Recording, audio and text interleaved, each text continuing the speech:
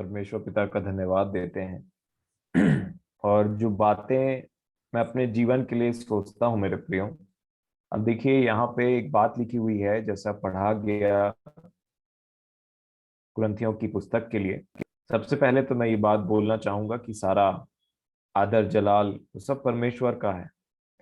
और ये ऐसा है कि हमें, जब आप कभी परमेश्वर का कार्य देखते हैं, अब देखिए यीशु मसीह के जीवन को आप देखेंगे ध्यान से तो वो जब इस पृथ्वी पे थे और मतलब शारीरिक रूप से थे, और शारीरिक रूप में जाने के बाद जब वो पुनरुत्थान मतलब वो मर कर जी उठे। अब मेरे प्रियो आप वहां पे एक बात देखिए, प्रभु यीशु मसीह का चेहरा कितने बार बदला। आप थोड़ा इस बात को खोजिएगा, कितने बार उनका चेहरा बदला। एक बार तो रूपांतरण हो गया था, जब मूसा एलिया और यीशु वहां पे थे तो उनका चेहरा बदल गया था, ट्रांसफिगर हो गए थे, वो चेंज हो गया था पूरा चेहरा। इमाउस में जब वो पहुंचे तो लोग पहचान नहीं पाए, चेले यीशु को देख के पहचान नहीं पाए। कितने बार चेहरा बदला आप ध्यान देखिए। और ये नया नियम में ये मतलब जब यीशु मसीह के आने के बाद बाइबल हमसे इसको क्या शिक्षा दी, मतलब हम इससे क्या सीखते हैं। यीशु का चेहरा अभी भी बदलता है, और मैं और आप उसका चेहरा हो सकते हैं। और इसीलिए हम सब से यीशु की महिमा, एक गीत गाते हैं ना, मुझ में यीशु की शोभा दिखाई दे। तो चेहरा अलग हो सकता है, लेकिन यीशु हम में से हर एक के अंदर में आना चाहता है, और उसकी मर्जी यही है। यही नया नियम का संदेश है। मैं पिता के पास जाता हूं और आत्मा को भेजूंगा। किसका आत्मा? अब लिखा है पिता ने अपने पुत्र का आत्मा दिया। वो आत्मा हमारे अंदर होता है तो मानो चेहरा बदल जाता है। कई बार मैं जब नया नया जीवन में आया था तो सोचता था यीशु दिखते कैसे होंगे, इस पृथ्वी में आए होंगे तो।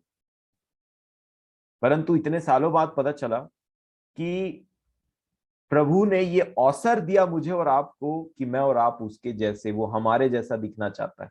और कहता है जब आत्मा आएगा और तुम मेरे जैसे बनोगे तो मैं तुम्हारे जैसे जो चलते फिरते हो, हम मसीह को ओढ़कर, वो मसीह हमारे अंदर में, ऐसा हमारा जीवन हो सकता है। और मैं समझता हूं हमें ऐसा देखना चाहिए। आप पढ़िएगा कि कितने बार यीशु का चेहरा चेंज हुआ, उसके अपने उसको पहचान नहीं पाए। इमाउस में जो चेले थे उसके साथ घूमते थे, पहचान नहीं पाए। खुद के चेले पहचान नहीं पाए। और जैसे वो कुछ काम करते थे उसके काम से पहचाना। तो चेहरा चाहे कोई भी हो, काम से हम पहचाने जाते हैं। और यही नया नियम का संदेश है कि मैं और आप यीशु का चेहरा बन सकते हैं।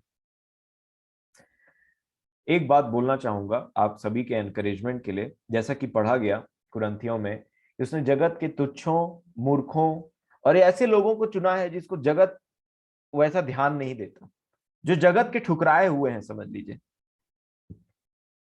अगर आप देखेंगे जब बालक दाऊद की लड़ाई हुई गोलियत के साथ में, आपने ध्यान दिया परमेश्वर ने किसको चुना? पूरी आर्मी थी परमेश्वर के सामने में, इजराइल की योद्धा के ऊपर योद्धा थे।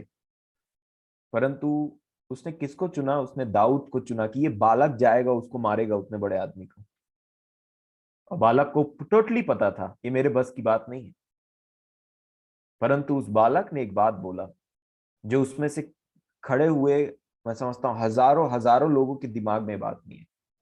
उसने कहा संग्राम यहोवा का है, मैं यहोवा के नाम से तेरे पास आता हूं। और मैं आपको यही बताना चाहता हूं, ये एक चित्र है मेरा, आपका और शैतान का। शैतान मानो बड़ा ज्ञानवान है, बड़ा चतुर है। सालों और सालों से वो मनुष्यों को बहका के, उनको ठग के, उनको मृत्यु झूठ बोल के, उनको बेकार और उनको नष्ट करना चाहता है। उनको तरह तरीके की विपत्ति में डालना चाहता है। और वो बहुत बुद्धिमान है। आप थोड़ा सोचिए ये चित्र अपने दिमाग में, सांसारिक रूप से किसी को ठगने में, चतुराई में, चतुर बोलने से बहुत चतुर है वो। कनिंग है, कनिंग, चतुराई में बढ़कर, बुद्धिमानी में लिखा है तू दानियल से भी ज्यादा बुद्धिमान था। पावर दिया गया है उसको संसार के ऊपर में, कि संसार के ऊपर में संसार का सरदार कहलाएगा। उसके अंदर, उसके हाथ में परमेश्वर ने कुछ सौंपा है कि चल एक टाइम तक तू, ये इतना लिमिट है तेरा। और इन सब के बीचों में इतना पावरफुल शत्रु है हमारा, और हम जीवन नहीं पाए थे, मान लीजिए, तब कैसे थे उसके सामने में। परमेश्वर एक ऐसे व्यक्ति को चुनता है जो अपने नजर में उसका कोई इमेज नहीं धार्मिकता को लेकर के, उसको वो जीवन देता है। तो उसी समय उस व्यक्ति को समझ में आ जाता है ये मेरे बस की बात थी नहीं कभी। और तब ये व्यक्ति समझ लेता है कि मुझ जैसे व्यक्ति को ये इसलिए खड़ा करता है ना, ताकि इस संसार के बुद्धिमानी व्यक्ति, ये संसार के सरदार को, जो चतुरों का चतुर है बहकाने में, जिसके पास सामर्थ दी गई है, उसको इस छोटे से, मैं बोलना चाहूंगा आप और अपना एग्जांपल लीजिए कि इस व्यक्ति से जो एक टाइम में इतना महापापी था और इतना तुच्छ नीच था परमेश्वर के सामने, उसको वो जीवन देके इस बुद्धिमान को हरा देता है, उस चतुर को हरा देता है, उसकी सारी युक्तियों को इसको समझा देता है, ये छोटे से बच्चे को जो शरीर है। और शैतान का के सामने में मुझे और आपको खड़ा करके ये बताता है, उससे दो लोगों को कंफर्म हो जाता है। शैतान की बहुत भारी बेइज्जती होती है कि मेरे हाथ में संसार है, मैं संसार का सरदार हूं, ये व्यक्ति मेरे अंदर में है, ये मेरे हाथ से निकल कैसे गया? मेरे इतने कोशिश करने के बावजूद ये मेरे हाथ में आ नहीं रहा है। छोटा सा है ये इंसान, 5 फुट का, 4.5 फुट का, 6 फुट का, 7, और मैं इतना पावरफुल, मेरी पूरी सेना पड़ी रहती है इसके पीछे। मैंने अपने पूरे अंधकार की सेना को लगा करके रखा है इसके पीछे, और परमेश्वर इसके मेरे हाथ से इसको ऐसे छुड़ा लेता है। आप देखिए गोलियत को देखिए, इतना घमंड था कि ये मैं कुत्ता हूं क्या जो तुम्हारे तरफ से व्यक्ति आए इतना छोटा सा, मैं कुत्ता हूं। उसको उसको लिखा है तुच्छ जाना, आप पढ़िएगा, ये सेम शब्द है मेरे प्रिय, तुच्छ। लिखा है गोलियत ने दाऊद को तुच्छ जाना। ये मारेगा मेरे को, इससे तो मैं लड़ना भी उचित नहीं समझता। घमंड से परिपूर्ण महा ताकतवर गोलियत दाऊद के सामने ललकार करके पूरी सेना को हरा दिया, शाऊल को हरा दिया। शाऊल अच्छा ऊंचा लंबा चौड़ा सबको हरा दिया। बोलते ये मारेगा? परमेश्वर ने बोला हाँ यही मारेगा, तेरे घमंड को यही छोटा बच्चा जिसके गाल से लाली टपकती है, यही तुझे खत्म करेगा, तेरे गर्दन को काट करके उखाड़ देगा, तेरे माथे के बीच में उस पत्थर को धसाएगा जिस बुद्धि से तू बात करता है। और मैं बोलना चाहता हूं मेरे प्रियो, सोचिए क्या दृश्य रहा होगा। एक छोटा सा बालक आता है, 5 पत्थर उठाता है, उसमें से 4 रखता है, एक गोफन में लगाता है, और उसके बाद बोलता है मैं यहोवा के नाम से लड़ूंगा इससे। क्या मंजर रहा होगा। और जब सामने उस गोलियत को, आप शैतान का रूप देखिए, वहां पे कुछ पुराने नियम की बातें हैं जो हमारे दृष्टांत के लिए रखी गई हैं, और आप उसमें ऐसे एग्जैक्टली नहीं बताया गया कि ये शैतान है, ये ऐसा है, परंतु आप उसको आत्मा की मदद से आप उसको डिकोड कर पाएंगे, समझ पाएंगे कि वहां का संदेश क्या है। और प्रभु ने मुझे सिखाया, मैं समझता हूं कि वो व्यक्ति इतना शक्तिमान, उसका भाला उठाने के लिए एक व्यक्ति चाहिए। मैं बोला सर्वशक्तिमान नहीं, उस शक्तिमान, उस शक्तिशाली दानव के सामने में एक छोटा सा बच्चा जाता है जो उसका कोई मैच ही नहीं है, उन दोनों के फिजिकल कैरेक्टर में कोई मैच ही नहीं था। और वो व्यक्ति, जब वो बच्चा जाता है, बोलता है मैं यहोवा के नाम से इसको मारूंगा। ये कुछ ऐसा ही केस है जिसमें वो अमालेकियों के जो जाइंट थे ना, दानव थे, उनका कोई कंपैरिजन ही नहीं था, परंतु एक एक व्यक्ति काफी है उस गोलियत को खत्म करने के लिए, जो पूरे इजराइल में धूम मचा करके रखा है। और वो व्यक्ति में क्या होना चाहिए? वो अपने ऊपर नहीं परंतु परमेश्वर पर भरोसा रखे। और यही मैसेज है नए नियम का, विश्वास और अनुग्रह, बाय फेथ थ्रू ग्रेस। विश्वास के मतलब by faith and through grace, अनुग्रह के द्वारा विश्वास से तुम्हारा उद्धार हुआ है। और मेरे प्रियो, मैं आपको बताना चाहता हूं, यही सीन आज भी रिपीट हो सकता है, और परमेश्वर की इच्छा है ये रिपीट हो और हमेशा रिपीट हो। जब आप उस छोटे बालक के समान उस बड़े से शैतान के को यहोवा के नाम से मारते हैं ना, तब जय जयकार होता है, तब गला कटता है दुश्मन का। और इसीलिए मेरे प्रियो, मैं आपको बताना चाहता हूं कि इसमें संदेश ये है कि परमेश्वर जानबूझ के हम जैसों को चुनता है ताकि वो हम में अपनी महिमा को प्रकट करे और इस संसार के सरदार का मुंह काला करे। नहीं तो मनुष्य क्या है कि गिराया हुआ स्वर्गदूत उसको तो, अगर वो तो ऐसे ही उसको खत्म कर देगा।